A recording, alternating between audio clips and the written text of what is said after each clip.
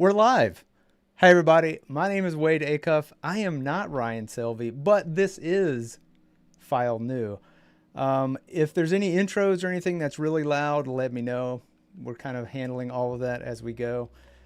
Yeah, no way, right? Yep. What's up, chat? How's it going? Good to see everybody. You know what? We could just sit here and talk for a minute. Like, just me, you, chat. I guess that's all of us. But we have some news to get to. Let's start off with maybe the obvious. Let's go.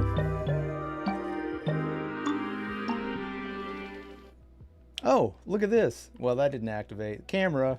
There we are. Okay. So, hi again. My name is Wade Acuff. This is my Instagram. If you don't know who I am and wondering why I'm here, well, Ryan he needed a break, guys. He really needed like a short rest just to catch up on things.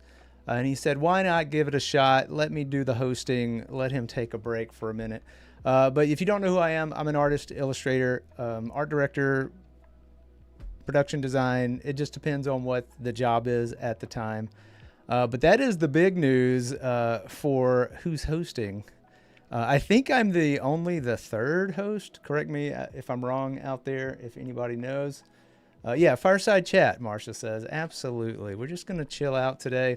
But we are going to have some spotlights that I picked out. We're going to have some resources that I picked out. Ryan did help out a lot. Obviously, he provided a bunch of this stuff that we're going to talk about today. But real quick, let's talk about today a little bit. Over on the Behance, if you don't know, on YouTube and Behance. By the way, if you need to follow for info, you can do that in YouTube or on Behance, so you can find out what we're doing every day over on Adobe Live. But the schedule for today, we had Evan and Kyle earlier today, followed by Alex Lazarus. And I think they're all kind of loading in here. That is no longer live. Let's refresh and see what happens. I know it's going to pull us up, but we don't need to see that. All right, so yeah, we had Design Blitz with Alex, and then we had Howard. It was good to see Howard Pinsky on talking about Project Neo. And then we're up. But then next, after this, we have Office Hours with Andrew Hockrattle and Nick Longo. So stay tuned for that. Next up in the news, yeah, new host. Who dis? What's up, Annika? How's it going? This is interesting, and I want to get you guys' feedback on this. Australia is proposing a ban on social media for children under 16. According to Alasdair Powell and Byron Kay from Reuters, the Australian government is looking into banning social media for 16 and under. And from what I understand, it's even if you have parental consent, it's like, doesn't matter. Get it out. You're not having it. And I wonder what's going to happen with this, because as of late, these social media platforms have really not been all about governing themselves. They've been more about like, hey, no, it's on you. But where I fall on this, again, not Adobe, not Ryan's opinion, this is mine. I feel like they do own some of that, obviously. I don't know how they can put up a platform and then not manage it. So that's a little bit questionable. Let's see what else it says about that. Apparently this could start as soon as next year. I'm curious to see how it's going to go down. Instagram also has introduced a ban on children accounts earlier this year. And I think that just means accounts that aren't consented or created by an adult and given over to a child to use. Yeah, exactly. Some memes were meant to be broken, Val. But you know what? We're going to move on from news, super light news today. Let's see what we have in our resources.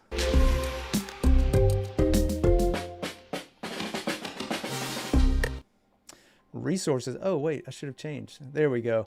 So we've got Designing with Gestalt, the Art of Visual Perception. This is written by Xenia over on Medium. And it's it's interesting. I don't know if you guys are familiar with the concept of the whole is not equal to the sum of its parts, or is greater than the sum of its parts. But this piece talks about how our brains fill in negative spaces in the world around us. And it applies not only to how we perceive the world, but also how we should approach our design and artwork potentially. It's made up of several principles, and we'll just kind of walk through these real quick. Emergence is, let's see, emergence. This is how we can make out patterns or significant subjects in an otherwise crazy cluster, giving you an aha moment. Now, I have seen this before. Can you guys make this out? You may have read it below what it says. This is a very popular one. Yeah. Oh, good call out. I just saw that Val posted the raindrop. Anything that's not on there will be updated to be on there later. So there are a couple links that he didn't have prior. Ryan's going to update later for everybody to have. But can you make out anything in this? There's apparently a sniffing Dalmatian. So this is the idea of emergence. Reification. Dog and tree. Yeah, there you go. Marsha got it. Magic eye. A doggy. Yeah, you guys are getting it. This one is pretty simple. Reification is how your brain fills in the missing parts of an object we can't actually see. Now, obviously, we see these spheres that are kind of eaten into, little chunks out of them, but it's making a rectangle in the first one with the negative space and a triangle with the in the second. And that's pretty simple. Multistability. We've all seen these. This falls into the realm of illusion, where you can see one thing and then see another thing. Sometimes it's hard to switch out of those. Multistability is how we can process several different solutions to the same set of information, like an optical illusion. Now, try on the first one. I've always found these to be somewhat easy, like these specifically. I think, what is this one called? This is a Necker cube, where this top part where my mouse is can sometimes be seen as the top, and it's facing down. And I only have a cube here, a little charging brick. So one of them looks like it's facing down like this, and the other one, if you can flip it, makes it look like it's looking up like this. So see if you can switch back and forth, because I think it's next to impossible to see them at the same time. I mean, obviously you see the whole shape. Some people see just a diamond in the middle. That one's tricky for me. Let's see. Yeah, I need to focus on one point to see both.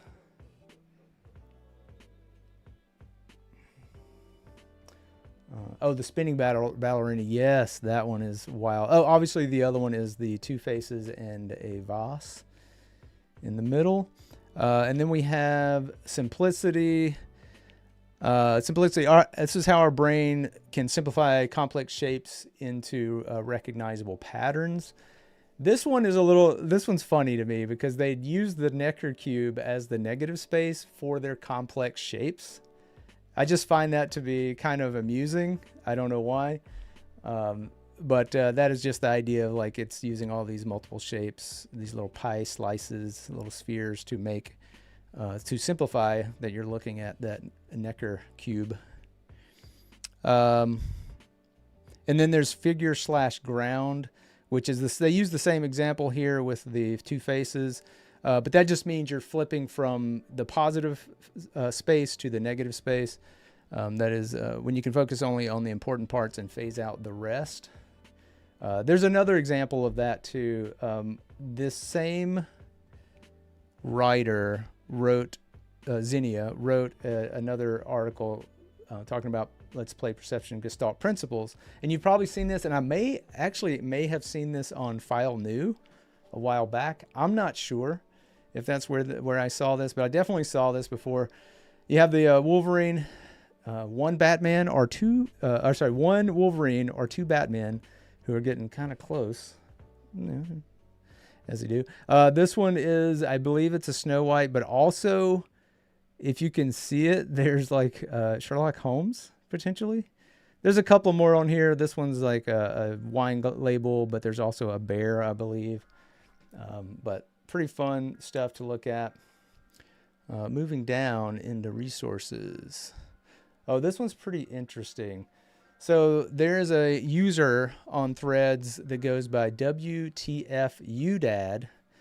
and he posted about his No Excuse Hour. He's saying it's the best habit he's made in 2024. It sounds simple, but it changed everything. And he goes through the thread on how it works. And he's just no distractions. Why did it start? How did it stick? What changed? All of those things. He sets up a visible timer and designates and has a designated journal to jot down the task and then get to work. It says he noticed immense productivity. Is this something that you guys would use? I've read through this, and he's saying that it affected like all parts of his life. Like it started just with the tasks that he set out to do, and then it was like his finances, and then it was his relationships, and I was like, okay, it might be something worth trying if it's that much of a positive effect. But you can go through this and check it out for yourself. Okay, another resource coming at you. Let's see. Nate said, I've used this method before. Yeah, if you're talking about, let me go back. If you're talking about this focusing, I've done that. I've done this. Usually what happens with me is the night before I take a moment, usually at the end of the day before the next day, I take a moment to see what I need to do, see what I have to do, jot it all down and make a preliminary task list. And then the next morning I wake up and I do the day's task list in case something has changed. But it's a pattern. If you get out of it, sometimes it's hard to get back in, that sort of thing. But here we go into something that might help you as an artist. Here's a posemy.art is the website. And let's see, it's a free browser-based resource that lets you create, of course, drawing references. There's no download needed. You can adjust joints, add multiple models, load pre-made scenes into your own to make your own. Explore any angle you want. Let's jump into it for a second. Now, I will say I did play with this some. It's pretty fun. It works pretty intuitively like a... you can zoom in and out. You can move everything around. You can select the figure and start adjusting things. Now, if you've ever worked with any 3D programs before, there's a thing called gimbal lock. I don't know if they've overcome that. And essentially that means there are times where you can rotate something that no longer, depending on how you've adjusted it, it may not rotate the way you want it to anymore. And another thing, the posing of this it would be very time consuming. I guess if you really needed it, that's worth it. Because they don't have any IK controls, inverse kinematic controls, like you would on like a animation puppet. So you kind of have to adjust everything yourself. But there are animations and poses. Now you see this little thing right here. It says 0 to 5 uses per session. You only have 5 uses to either bring in a new model, a new pose, that sort of thing. And then you have to ask you to sign up, but you can just refresh and you can start over. So if you found a pose, got something in where you wanted it, you could, get your drawing done, take a screen grab. If it's something like that you're using it for, they do have little animations. You can pause and cycle through. Let's see if we can pick another one here. Little fighting stance, and you can roll around this while they're doing this to get whatever angle you want, and then pause it if you wanted something like that. And you can adjust the lighting. It's super basic, but that may be all you need depending on what you're doing. And I think you can,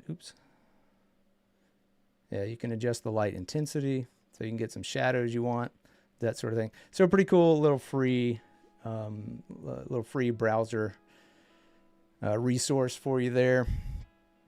I didn't play around with it too much. Okay, this next one's kind of cool. Yeah, what happened to the old little wooden mannequins, Marcia says. They're still around. And believe it or not, there are some really cool ones now that have little magnetic joints and things that you can move. They're not the wooden ones. They've made some plastic ones where you can pose them. I don't have any of those, but,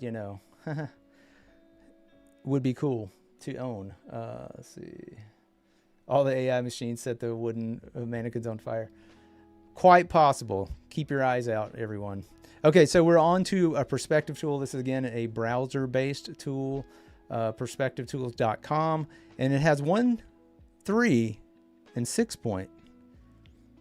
Interesting. They left out 2, 4, and 5.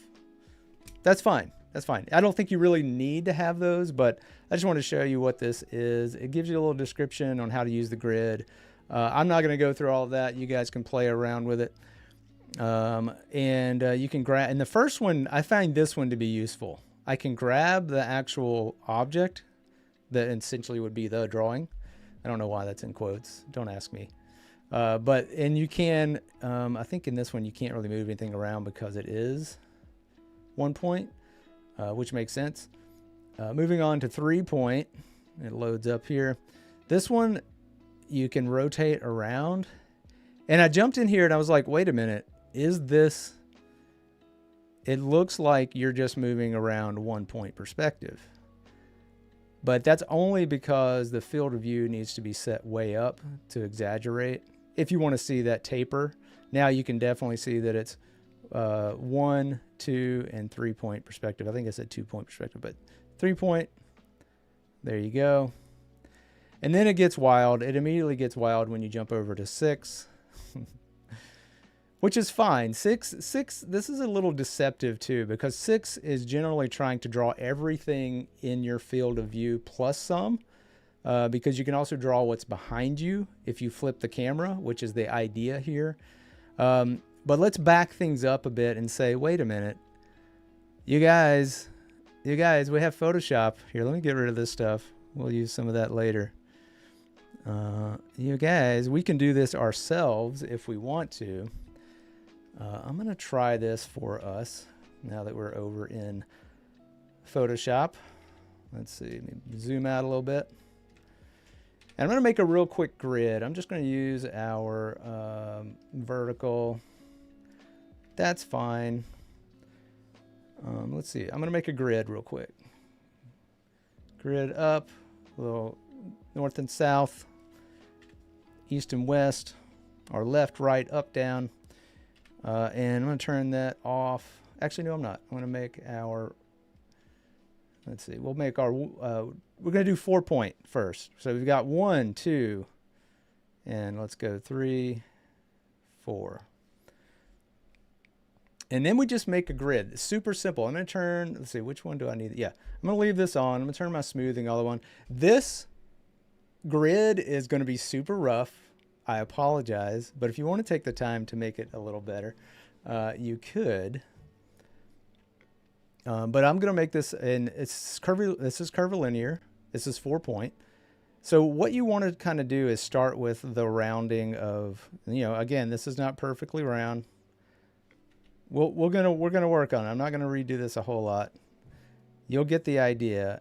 And then as you come in closer, it kind of just starts to get closer and closer to that vertical.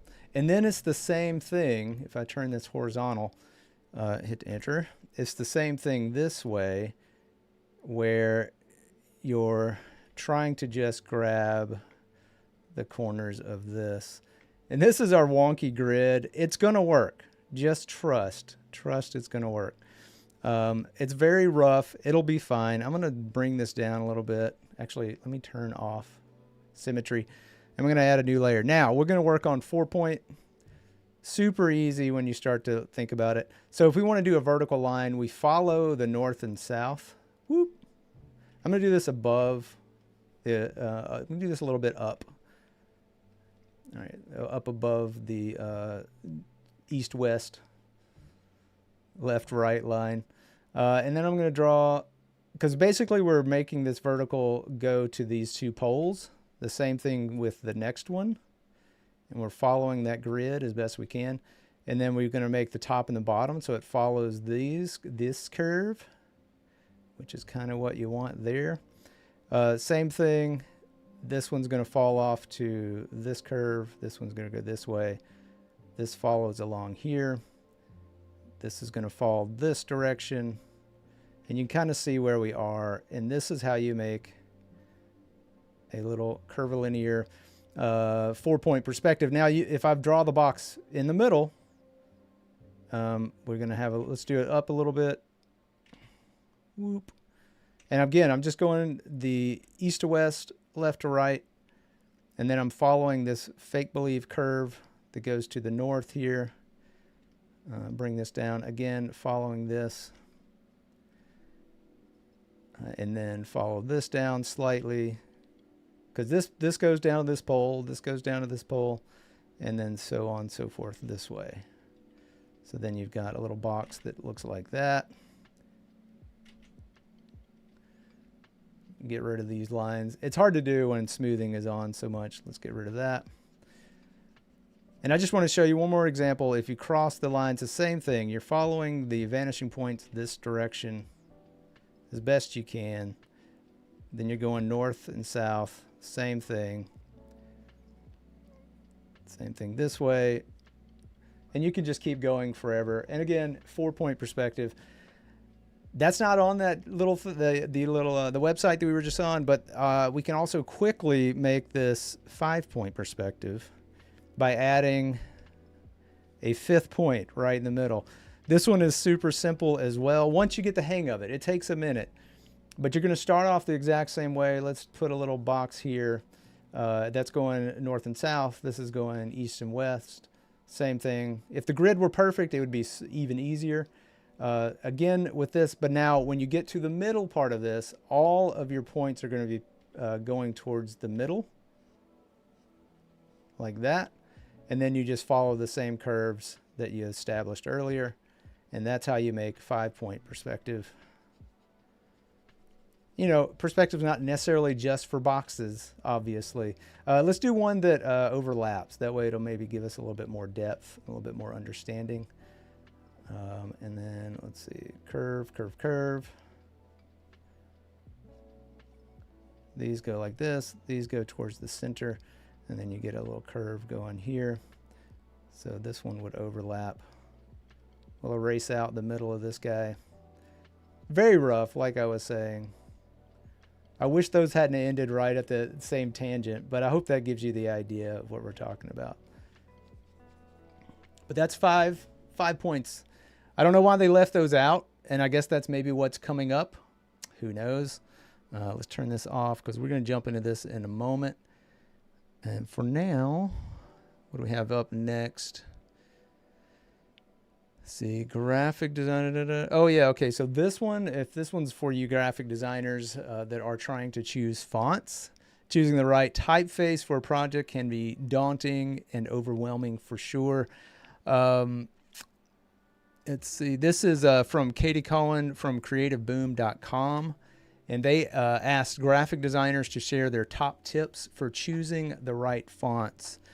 There's a lot to go through in this. There's tons of quotes and really fun ideas that they share.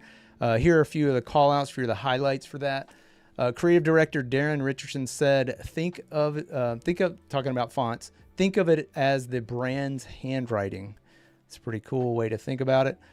Senior graphic designer Eileen says, for me, it's about finding a typeface that has accessible characters. Let's see. Tom Muller, I'm just running through some of these. Oh, this is a good one. Creative director Alexandra Lund says, stick to 2 to 3 complementary fonts to maintain harmony and establish a clear visual hierarchy. With bold fonts for headlines and subtler ones for body text. Now I know that's very simple, but I know if it's like when I'm looking for something in a project, font wise, and you're kind of stuck, it is good to kind of go back and get a refresh on like, oh, what are the basics? Stick to the basics, get that clear. Then you can, reassess what you're looking for. There's a process here, and that's what it's going through here. It's going through the 1, 2s, and 3s of the process. And the rundown on that is understand the brand personality, prioritize legibility and readability, consider technical aspects. What do we have? Try before you buy, be mindful of the licensing and budget, limit your selection, do your research, consider the medium, keep it simple, and trust your instincts. Now, I fully believe in the trust your instincts because there's been so many times I've gone through font selection and I'll hit something right away. I'm like, this is the one. This is it. And then if I think I might need to do some more just because you hadn't seen everything, I usually wind up rolling back to that. And I think saving that time of like, maybe there's something better when you have something that definitely works by your gut. I'm not saying don't, think about it, but at the same time, a lot of times those gut instincts come back and you're like, that's the one. That's always been the one. Let me take a look at what chat is saying. Let's see.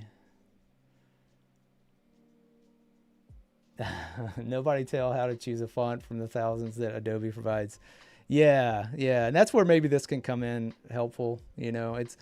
You can start putting in some keywords and looking for things. All right, back to Photoshop. We're going to run through some resources real quick. Again, this is a long resources section, but that's okay, because we're going to jump into a little pro tip with the eyedropper. Are you kidding me? This guy's talking about the eyedropper? Come on. That's what chat's saying. Why are we looking at eyedropper? Well, let's look at it.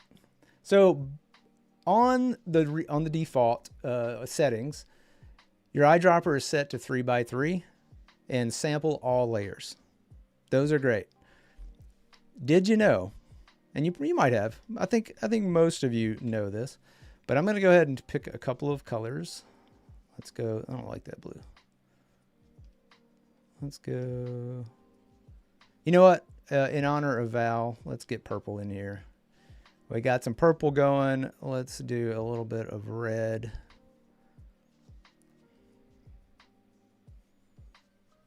Something like this. Did you know that in the eyedropper tool, the average is 3x3 is the setting, but you can do point sample. You can do 5x5, 11x11, 5. What does that mean? It's averaging the pixels. And let me show you what that looks like. A 3x3, let me go back. I'm going to zoom in here. At 3x3, eyedropper tool, you can see at the top circle is what we're selecting. The bottom half of this sphere is the last color selected. But it kind of looks like we just switch back and forth when I roll over this. We're really only hitting that 3x3, and that's fine, because the whole point of this is to show you that you could do an average of 101, and down here it's going to still be that orange, but as you get closer, oh yeah, there we go. As you get closer, it starts to switch. See it fading?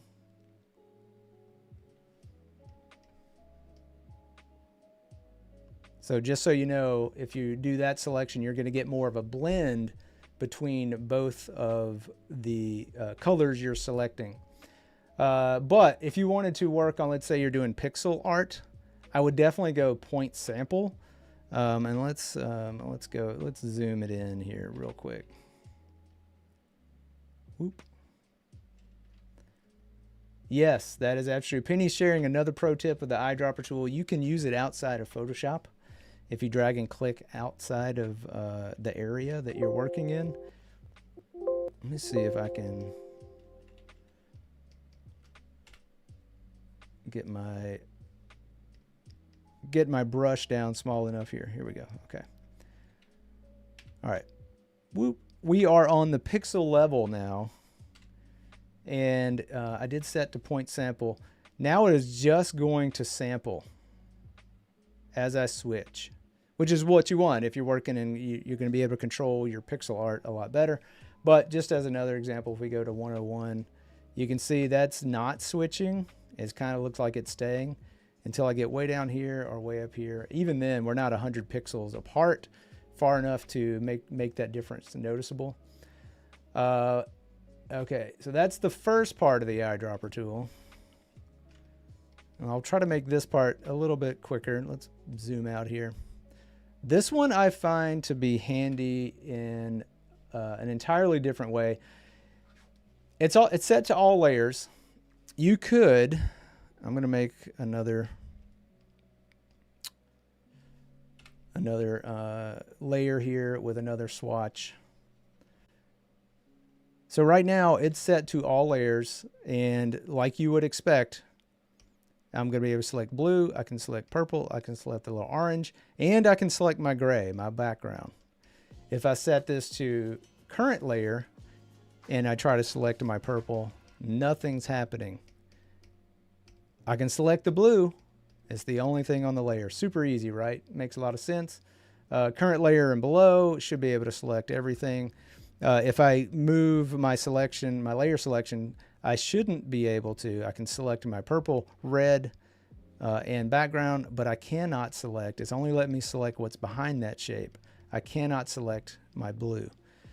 And then so on and so forth. Now, all layers, no adjustments. If you had a layer applied, let's see if we would make this a copy and then do a little bit of a, let's go color dodge. Move this over. Okay. And then we are making sure we are set to all layers, no adjustments. Let's go. Oh, let's go not all layers. Let's go current. Oh yeah, that's right. That's right. So you won't be able to select the, oh, well, it's still doing it. I don't know why that's not working. Excuse me. I use this all the time. Photoshop. I must be missing something. Typically it means you can select everything without any adjustments. Current and below. But I will show you how to use this, even though it's not really working the way I thought it was going to work. I mean, it is live, so of course. But one way I use this is just real quick. This is an illustration that I've been working on, or I guess it's finished. But let's say you want to come in here and work on a layer where, and this is the reason I set this up. So you've got tons of layers. Tons of layers are making up this illustration. And this writing is on a layer way above it. Well, let's say I want to only work on the paper layer, and that's way down here.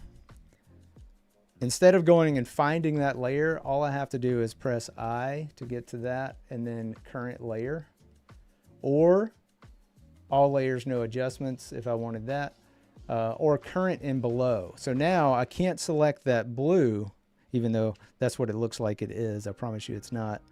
If I get in here, I can continue to paint on this by selecting, I'm going to go ahead and make sure I'm on that current layer. Current layer. I can select these colors and continue to work on them, but I'm not affecting the layers above or anything like that. And I'm not selecting, more importantly, with the eyedropper tool, I'm not selecting anything but the colors that are on that layer. Anyway, that's a way to use that. Moving right along. Let's see, where are we? Okay, so we're back to this. Are we on a new set? We're not quite. We're still in resources. Okay, now this is a good one. Ryan found this one. I thought this was really cool. If you guys aren't familiar with Texture Labs, they make some really cool videos. They make some really, really cool effects that you can usually just follow along the video and get where you wanted to go. He found this one, the LoFi monitor, which I'm just going to show a little bit of this. So you can kind of see all they're doing is adjusting the histogram. We did something like this the other day in the video challenge. Not this complicated, obviously, but he walks through how to set this up using some very basic patterns and uses multiple smart objects. He's calling it an analog retro futuristic monitor. It's a bit of a mouthful, but the whole process takes only about 9 or so minutes once you kind of get the idea to set up. Definitely something to try and to kind of save. And all it's doing is turning on various texture. Oh, can't show an ad. I guess I could show an ad. But if you go to Texture Labs, you can find all of that stuff in here. We're not going to walk through that one because we're not going to spend 9 minutes on it, but it's really cool. Also, they provide texture. I think they provide the free textures for that, as well as, of course, if you want to pay, there's all kinds of stuff that you can download from Texture Labs. But moving right along, I think it's time for our first spotlight.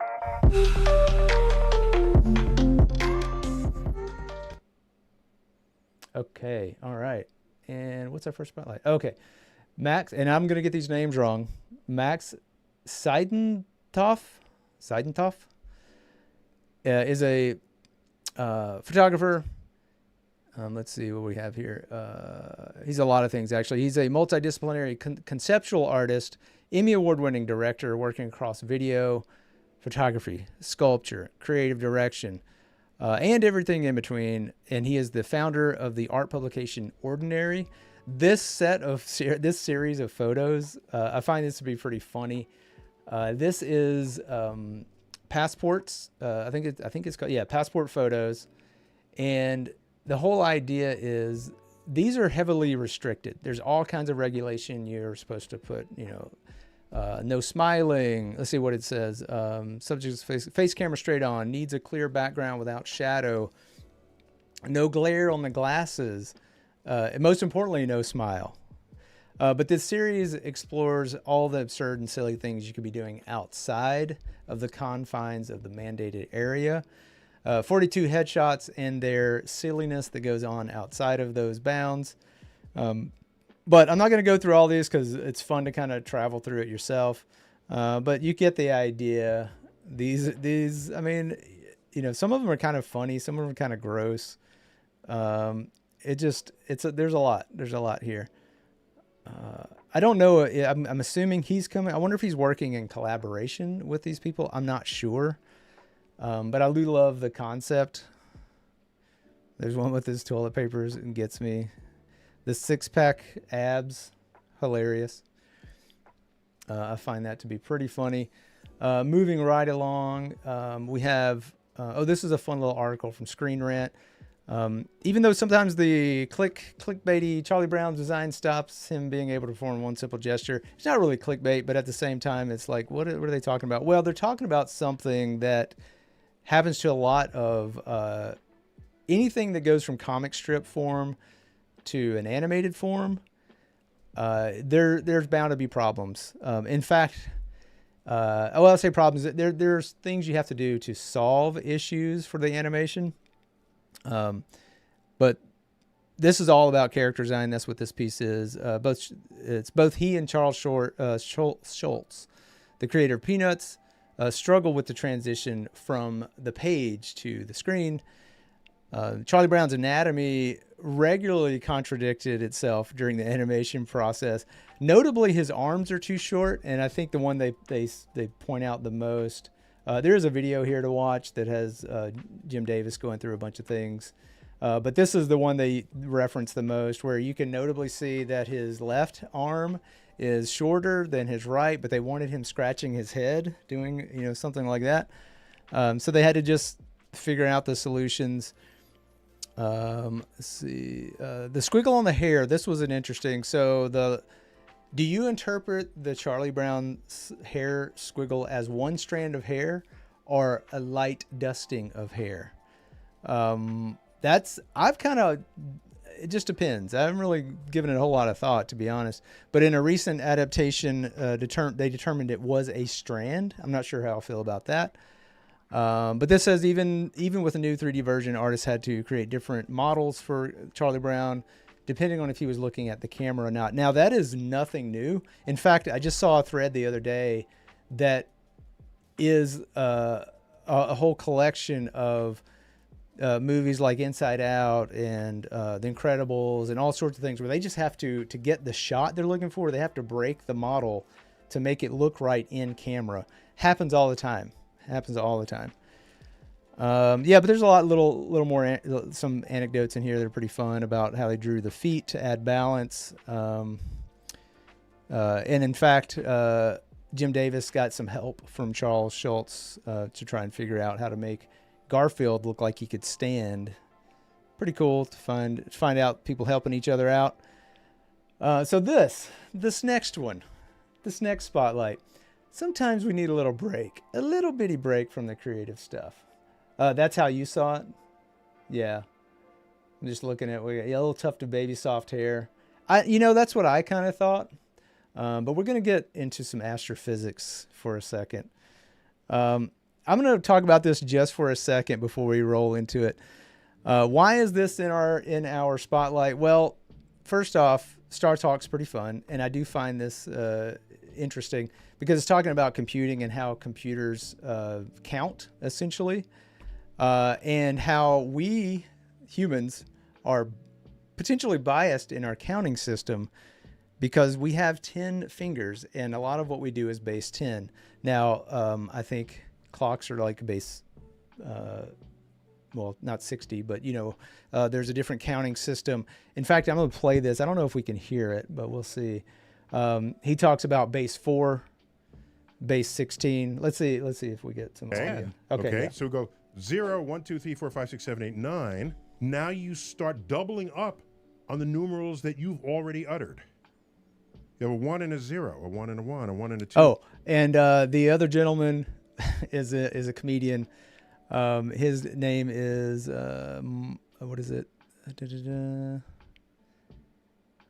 Chuck Nice is his name. You already use those numerals. Sounds pretty efficient. Therein is the foundation of base 10. Base 10. It's not the only way to count. You can count other bases, and it works the same way. All right. Okay, so You could see the fear in his eyes. Would have how many numerals? 1, 2, 3, 4, 5, and then 0, so 6. If base 10 has 10 numerals, Base 5 has 5. That's what I thought. I heard you say that. Okay, so I'm gonna stop it right there. If you want to go watch it, it's a lot of fun. Because base 5, and again, hard to explain. You have to start over, so you have 0, 1, 2, 3, 4, and then you start with 1, 0, 1, 1, 1, 2, 1, 3, 1, 4, 2, 0, and that would be base 5. But he does this also with base 16, and this is a way making up your. We don't have 16. We can count to 16, but we don't have individual symbols for 16. So he goes 1 through 9, and then it's A, B, C, D, E, F, I think. And then he asks Chuck to count in base 16. Anyway, it's funny. It's a pretty long video, but it's a lot of fun to watch. And does give you a little insight in how people are biased by base 10 because of our fingies and counting on them. Let's see. Let's get this out of here. Okay, next up. All right, so this is a little favorite of mine, and this is back to the creative stuff. Yes, but is Hex. Absolutely, Oliver's all over it. I count 60 base 64. Nice. He does talk about quantum computing a little bit, but they don't really, because Chuck freaks out and he's like, "Don't you dare!" Anyway, it's a lot of fun. If you've never seen Steady Crafting, you got to check it out. I'm going to play a little bit of this. Hopefully we don't get an ad. We probably will. But this gentleman, I don't know his real name. He goes by the Craftsman. But he's a lot of fun. He's super chill, but he's doing all kinds of things. He's done some animation. He does a lot of sculpting and that sort of thing. This is his intro.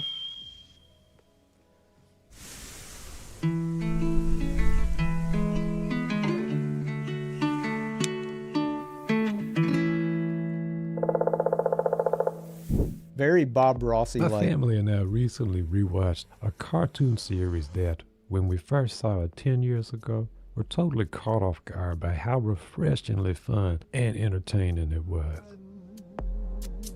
A big draw are the likable characters and the wonderful dialogue. Goodbye, Gregory. And please don't call me old lady. Yes, sir. All right, so I don't want to play any of that so we don't get, but I'll skip ahead a little bit. And a lot of his videos will start off with what the inspiration of the video is. Sometimes they're not. Sometimes it's just him goofing.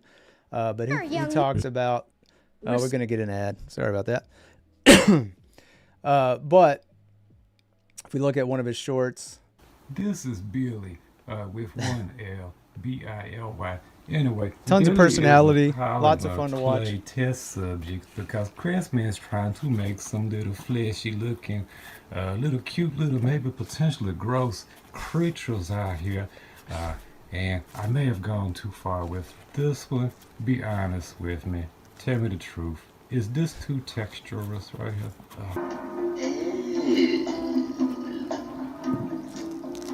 but he makes little shorts like that. But he has tons of stuff, and he actually goes through the process on a lot of these, so it's a lot of fun to watch.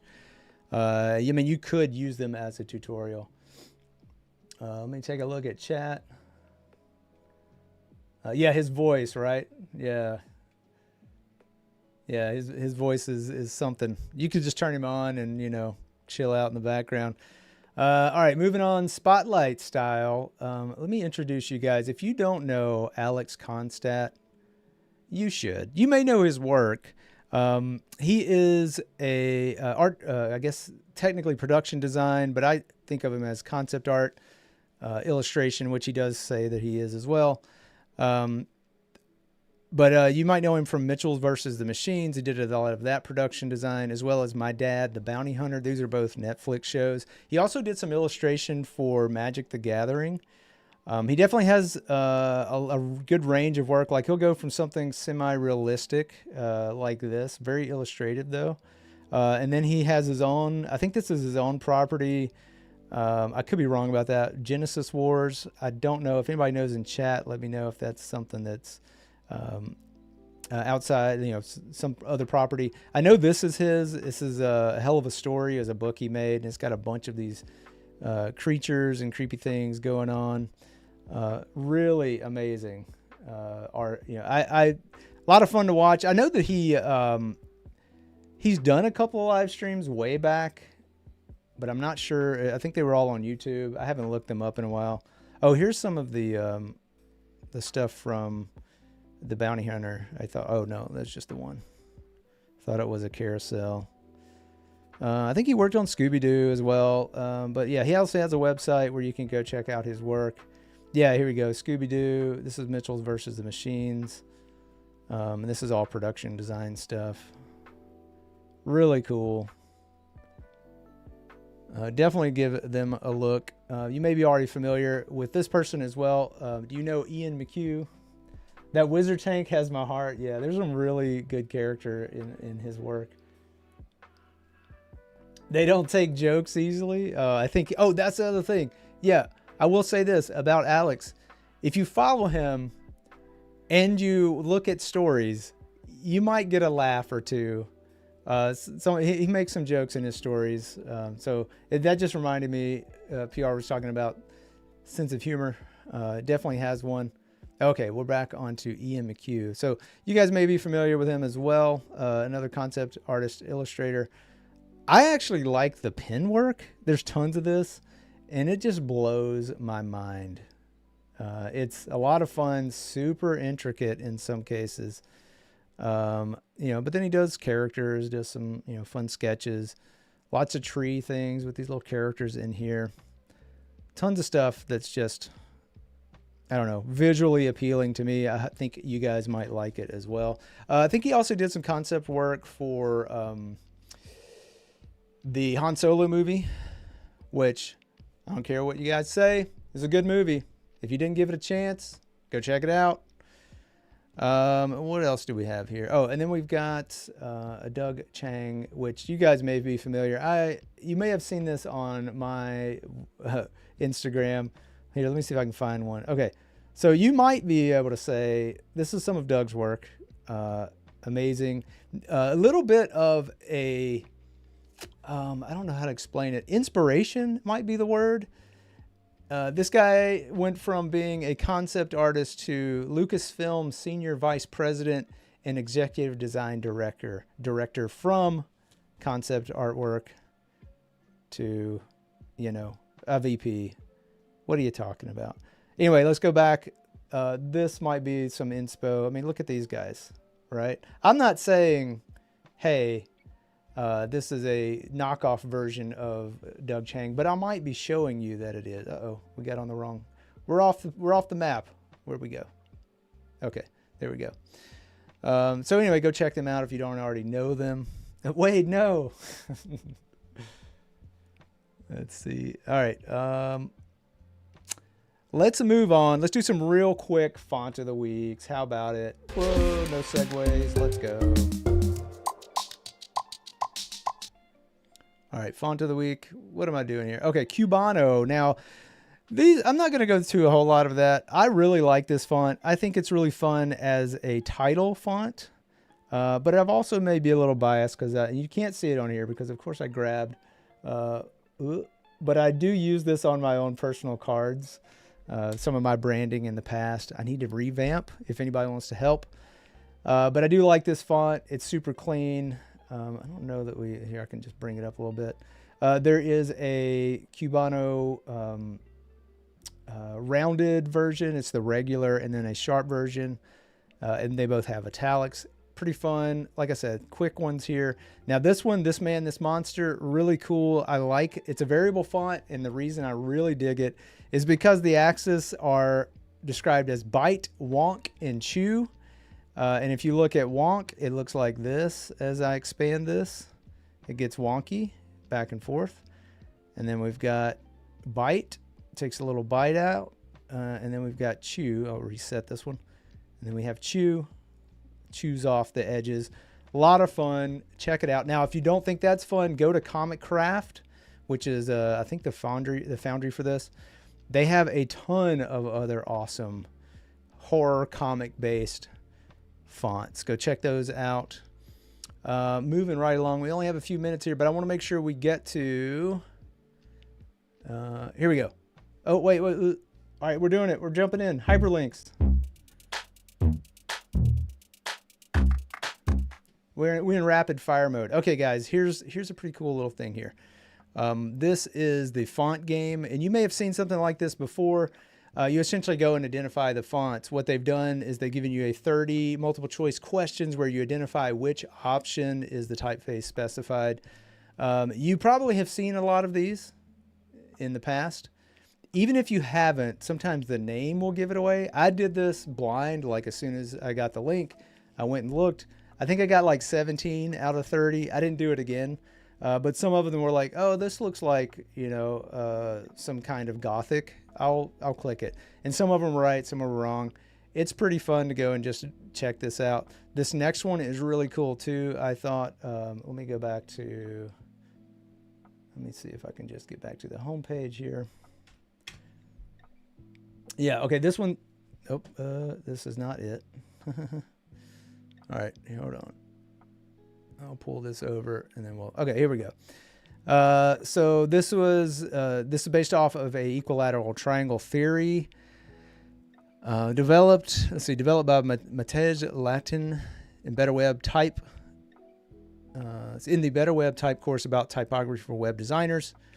It's a process of balancing font size, line height, line width, so all the properties harmonize. You start the game, it tells you what each thing does, how the game works, and you basically go through and visually try and find where the line height, let's see, was line height, line width, and the font size start to be harmonized, I guess. The first time I did this, and you just hit check, well done. I didn't get all of them. The first time I did this, I got like a 70. And the second one, I got an 88. I got an 88 on the second one. And the whole idea is to do this multiple times just so you start to get a rhythm for what that, harmony is. Pretty cool. And the last hyperlink today, let's see. I don't know what Keys is talking about, but none of it's true. Don't believe it. Okay, this one I had to save to the last because I thought it was hilarious. It's not active at the moment, but the fish doorbell. Has anybody heard of this? I think this blew up in the spring, summer area. Every spring, fish swim through Utrecht, and they get stuck behind the locks because they only open the locks for passages and other things that aren't fish related. So they hooked up a camera, underwater camera, and a doorbell button, so that when someone on the website sees a fish swimming by, they hit the doorbell so that the attendant knows that there's a fish. And this is the Instagram that's showing a bunch of fish that they have seen, and then they got released based on someone ringing the doorbell. Yes, Visterbell. Yes, Umacorn's got it. But yeah, that's going to do it for us. I had a lot of fun with this. Thanks. Give a big shout out to Ryan next time you see him. Thanks everyone for hanging out and coming to this file new. Look at that. We've got a frozen capture device. Let's see if we can fix it. Hey. But yeah, that is going to do it. Thanks everybody. Stay tuned for office hours coming up next with Andrew and Nick. And I hope to see you guys real soon. Bye everybody.